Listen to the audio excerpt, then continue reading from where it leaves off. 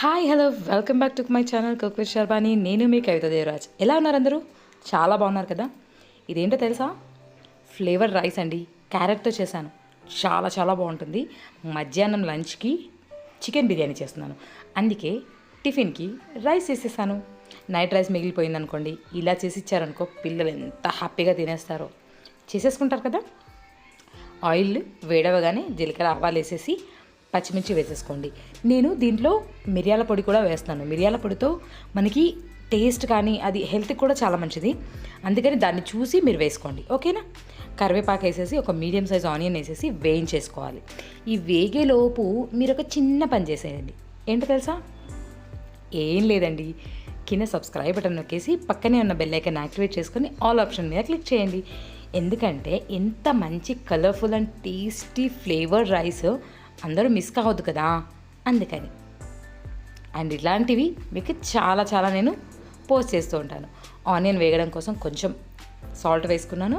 అల్లం వెల్లుల్లి పేస్ట్ ఖచ్చితంగా ఆయిల్లో వేగాలి, లేదంటే పచ్చివాసన వస్తుంది. పచ్చివాసన పోయే వరకు వేయించేసుకొని దీని తర్వాత మనం దీంట్లో క్యారెట్ వేసుకుందాం. నేను దీంట్లో పసుపు వేయట్లేదు, చూసారా? బికాజ్ నేను దీంట్లో క్యారెట్ మొత్తం తురిమి వేస్తున్నాను కదా, దీనివల్ల రైస్కి మంచి కలర్, మంచి టెక్స్చర్ వస్తుంది. తప్పకుండా ట్రై చేయండి. ఇది వేగుతుంటే మాత్రం ఎంత మంచి అరోమా వస్తుందంటే, ఇది చేస్తున్నప్పుడు పిల్లలు ప్లేట్లు పట్టుకొని రెడీగా నించున్నారండి, ఎప్పుడు వేసేస్తారా అని. నేను ఇందాక ఆనియన్ కోసం కొద్దిగా సాల్ట్ వేస్తున్నాను కదా, ఇప్పుడు రైస్ మొత్తానికి సరిపడా సాల్ట్ ఇప్పుడు వేసేస్తున్నాను. దీనివల్ల మనకి రైస్కి మంచిగా పడుతుంది విత్ క్యారెట్తో పాటు. దీంట్లో ఇంకొక 2 ఇంగ్రీడియంట్స్ చెప్తాను, అవి ఖచ్చితంగా వేయండి. టేస్ట్ ఒక రేంజ్లో ఉండకపోతే నన్ను అడగండి. ఒకటి వచ్చేసి కొబ్బరి పొడి. ఇది నేను ఇంట్లో పట్టుకున్న కొబ్బరి పొడి అండి. దీంట్లో కొంచెం మనకు ఆయిల్ కన్సిస్టెన్సీ ఉంటుంది, బయట తెచ్చిన దాంట్లో ఉండదు. ఇంట్లోదే ప్రిపేర్ చేయండి, ఓకే. ఎక్కువ అదే ప్రిఫర్ చేస్తే మనకి హెల్తీ కూడా టేస్టీ కూడా, ఓకే. ఇది మంచిగా కలిపేసిన తర్వాత ఒక చిటికెడు, 1 లేదా 2 చిటికెళ్ళంతా ఇలాచీ పౌడర్ వల్ల మనకి ఏమంటారు డైజెషన్ ప్రాబ్లం కూడా ఉండదు. అండ్ స్మెల్ కూడా సూపర్ వస్తుందండి. నిజంగా ట్రై చేయండి. రెగ్యులర్గా మనం తింటే కూడా చాలా మంచిది కదా హెల్త్కి, అందుకని అది వేశాను. ఇదంతా మంచిగా వేగేంత వరకు ఒక 2 నిమిషాలు అలా బాగా కలుపుకుంటూ వేయించేసుకొని దీంట్లో ఇప్పుడు కొద్దిగంత డ్రై మ్యాంగో పౌడర్. ఇది లేకపోతే మీకు వెనిగర్ అయినా వేసుకోవచ్చు, లేదన్నా లెమన్ అయినా వేసుకోవచ్చు. బట్ నా దగ్గర మ్యాంగో ఫ్లేవర్ కోసం అని చెప్పేసి డ్రై మ్యాంగో పౌడర్ అవైలబుల్లో ఉంది, అందుకే నేను అది వేసేసాను.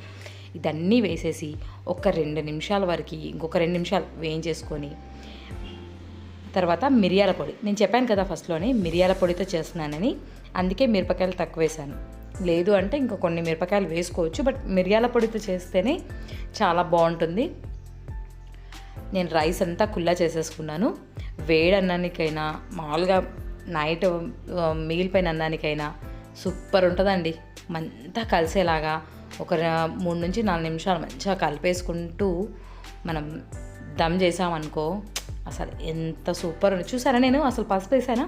వేయలేదు కదా. కలర్ ఎంత బాగా వచ్చింది రైస్కి.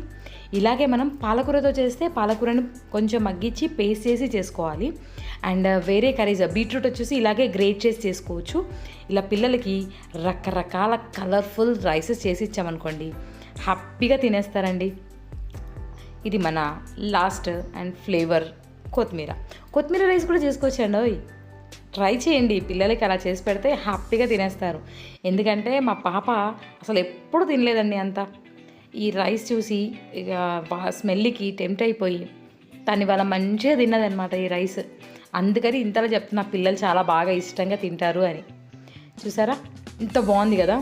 దీనికి అంచుకి నిమ్మకాయ, ఉల్లిగడ్డ మన కోసం, పిల్లలకు కాదు.